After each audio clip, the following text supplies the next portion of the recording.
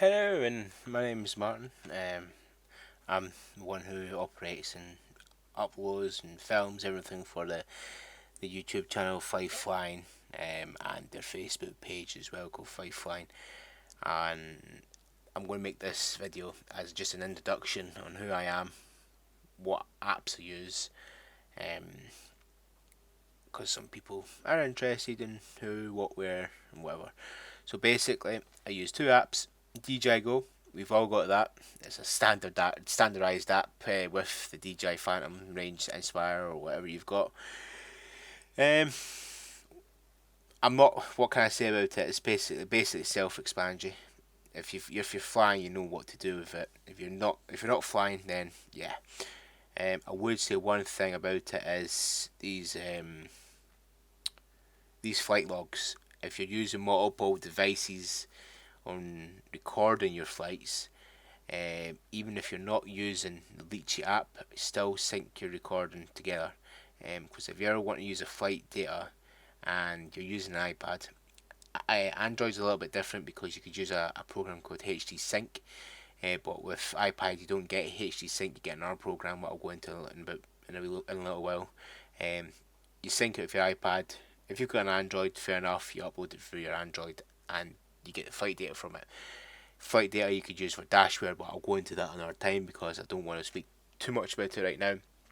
Yeah, but just make sure you sync all your stuff because I've noticed I've lost a few things, and it's always good just to make sure you know where you've been, and that just for like you ever get caught off guard by the 40s or whatnot, you can say, oh no, I was fine that, and all this tells you, it's pretty obvious, and if you didn't know that, then you can now. Ignore that picture in the corner. It's just some random guy, so it's okay. It's not me, honestly.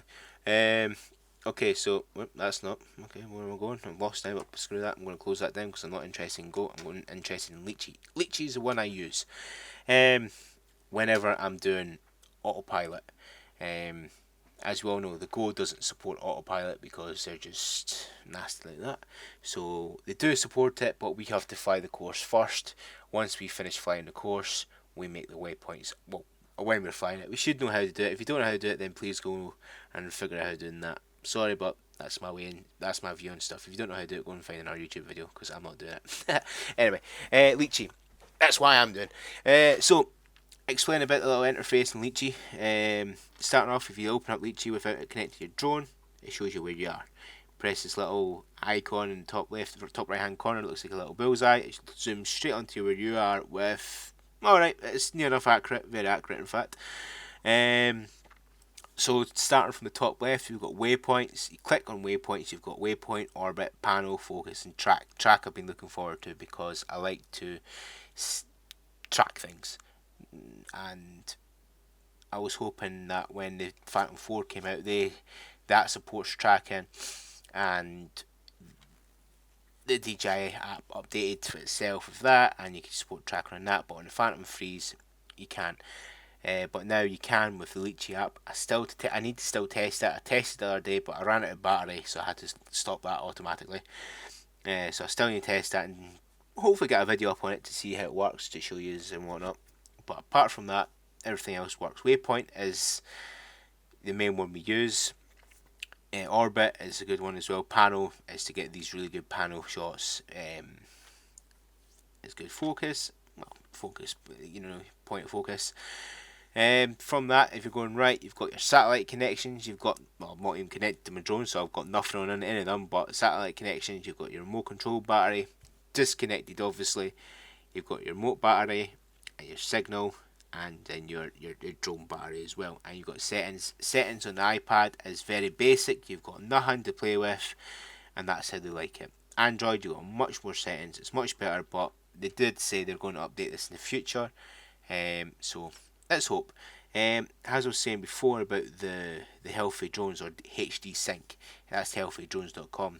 This automatically uploads your you can set it on automatic. I do it automatically syncs your flights with their servers, and it means you can pull all your data from your flights if you ever use dashware. If you don't know what it is, it's basically a program you upload to the internet. Well, not upload, but you upload a video to the internet with all your flight, and you have your overlays to it. So you've got like a little screen, and it's got your data, like your height, your altitude, your speed, your heading, everything like that. It's really good. A lot of people do like it, but I've noticed recently Dashware website is went down, and I don't know why. And pray to God they come back.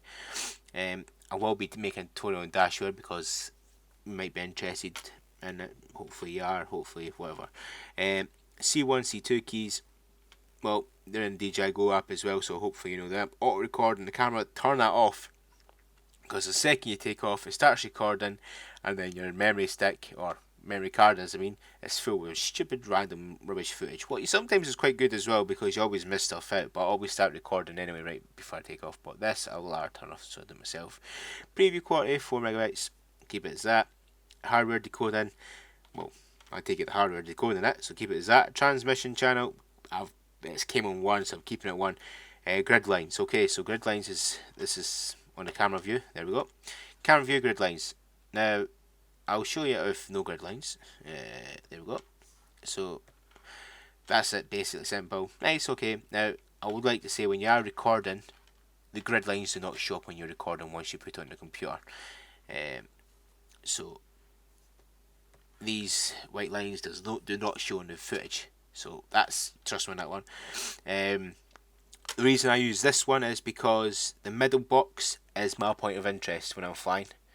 If I look at that, that's where my camera is exactly on. And if you want to be a little bit more anal about it, go to there, and that is where your focus of camera is going to be, exactly on that triangle, or whatever, on that cross right in there. I don't need that because I don't want to be like that. So back to grid, and it's less stuff on the screen and you can see it better. You can turn these off mid-flight, turn them on mid-flight, it's up to you, but grid is better. It breaks the screen up a little bit more, so it's all happy days. Recently, I'll put this back on that because it's a nicer picture or map. I have noticed recently Litchi updated their iPad version, or their iPhone.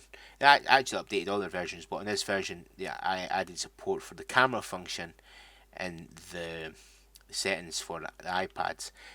Android already had it, so this means you can change your ISO speeds, your SS speeds, your whatever else and whatever else. It does help if you're into your changing settings and whatnot. I don't want to go into much too much about it now, because this is just a video about showing you what I've got. Distance and time. Now, distance and time is only for autopilot flights. I will show you that in a second. You've got your A for your altitude, your D for your distance, and your speed. Obviously, it shows you, it tells you when you're flying. That shows you all time, but distance and time does not tell you, unless you've got an automatic flight mission up already. So I'm going to show you a quick one, what you could do. Now, this is on the app, you can do this on the Android as well. You click the little pencil in the top left right hand corner, and just say I'm at this field here, and I fly over the road, over the woods, over this road, a little bit over the golf course and the barn, and come back in here. Now you click apply, and then you can see this. Now every single point, or every corner or turn, whatever, is all facing north. There's nothing, there's no problem with that, but you can change it within the app or online, but I'll show you that a bit later. Also online, this is the biggest feature I love about Litchi, is you can make your missions online on their website, and it will automatically sync over to your device or to your account as long as you save it. So you could be at house or your laptop or whatever, just so it's more easier to create your missions on a mouse, and you get a better screen, and it looks so you can see stuff. I'll show you that in another video at a later date, but that's how that works, and it'll sync it over and it'll save it and whatnot, and you can fly it. And to this, they're all looking north, but if you want them to say, I want to focus on, I want to be a sad person, I want to focus on this junction because it's a bad junction, not really, but I'm just saying it is. Let's focus on it. I put a camera marker down on it, and all the cameras, or all the little markers face, or the eye, whatever they are, to be honest, face the junction. Now that does it automatically, so whenever this is going around, this will look at the junction by itself, and it will not have the jutter and what we usually get. Not saying anyone's bad at flying or whatever, but I've done it loads of times of flying, and I have a little bit of a jutter, and my camera looks straight to the ground and back up, or like it jumps, and it just looks tacky. So this makes it look as smooth as possible. It makes it look really good for the flying shots and flybys, whatever you want to call them. Makes it look really, really professional. Like even when it's not, it could be. I'm not saying you are or not, but for me, I'm a novice at this, so this is fun. But this is what I use, and it works really well. Now, the 80 in the little cloud is your altitude. Let's click into this a little bit. So heading is, I'll just change this quickly. If you look carefully behind this black screen, the little dude's moving. That's the heading, obviously. You got the curve size of 31 meters. You can change that. But 31 is the default at 75 that I told you about in the settings up here or over there. Over here, I haven't went into that, so I'll shut up. And you could change your rotation and whatnot, but the rotation is for when you do orbit stuff. Altitude, you change your altitude and everywhere else, and that's that. There is other settings, but I don't want to go into them too much on the app, on the actual iPad, because it's small, I've got fat fingers, and it's a nightmare to do. Okay, let's clear that, because that's looking meh. Okay, so this one, on the left side, it's got 4 little boxes. You've got this one, load missions. This is one I've done on the internet. Leslie Quarry was a complete failure. You've got to be careful where you live. I live in Scotland.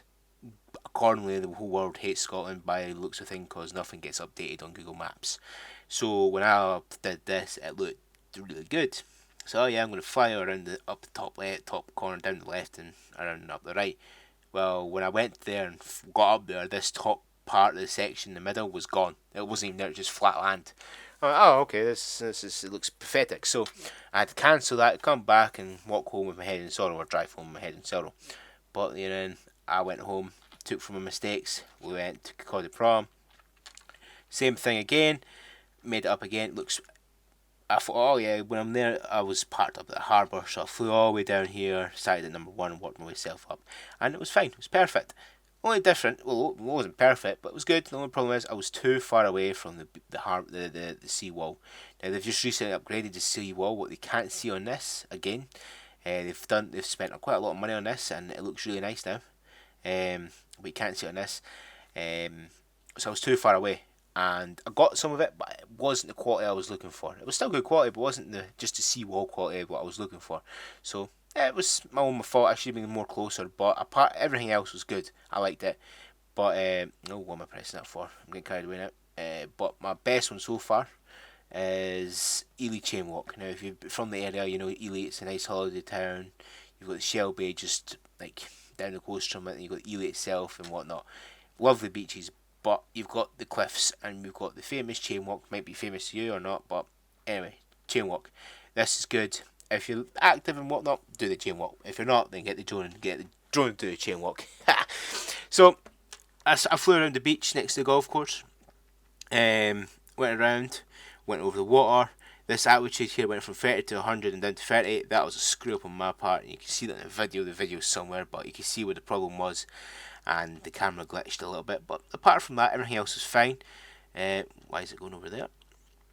We've got a cave in here. It was quite good. We've got the Black Pebble Beach, and we've got the flat locks as well. And it goes right around, and around near the corner, when it starts coming back on itself, it started to raise the altitude, what I made it, told it to do.